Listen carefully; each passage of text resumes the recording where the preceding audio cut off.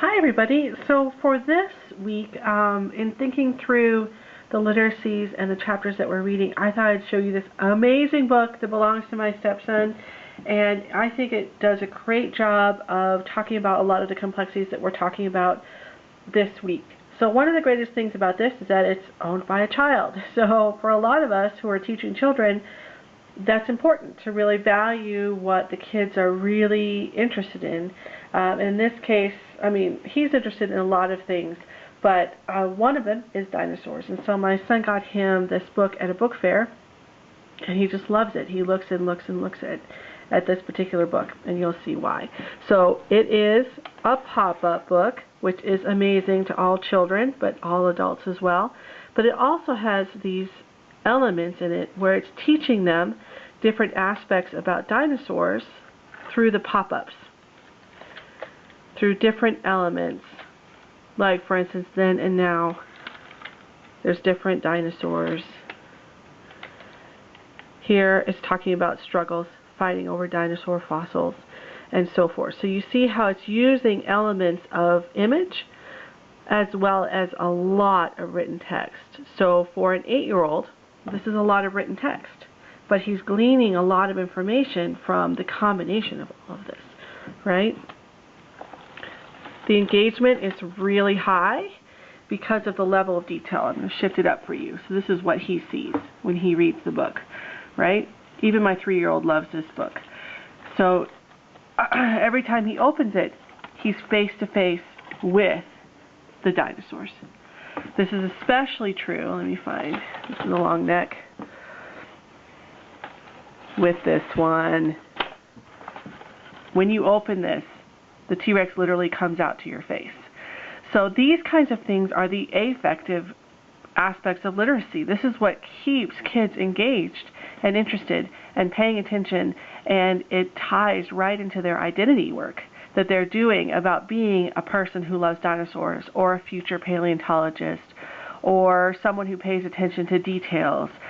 So all of these things are really being tied and tugged on, essentially, through the different literacy practices in a book like this, right? And so then you can tie it into all different other kinds of things, but even having them create pop-up books as a way to go about engaging these kinds of interests. They're multimodal. You have the image, you have the motion, you have literally the body element of opening the book, of leaning back away from the T-Rex as the T-Rex opens up to you. All of these things are multimodal elements that tie into the print literacies that you see. And there's a lot of print literacies and a lot of special language, a lot of big D and little d discourses happening in this book in terms of specialized languages and scientific language, like extinction, things like that. And of course, he already knows a lot of these words because he's interested in it. But these kinds of texts are engaging yet informative, and they tie together all the different kinds of literacies that we're talking about. He's part of a community of kids who like dinosaurs. Pokemon is another example of that kind of community-based. We talk about it at recess, we exchange the cards, we play together, we talk about the show, all that kind of stuff, tied in together. And this is just one example of how it can come together even in a print text and kind of blend all of those pieces that they're talking about at the home setting, right? So this is not the kind of text that he would necessarily get in school, partly because it's fragile, right? It might break. But even so, he might get it at school. But how he would engage with that text at school is different than how he would engage with it at home, most likely.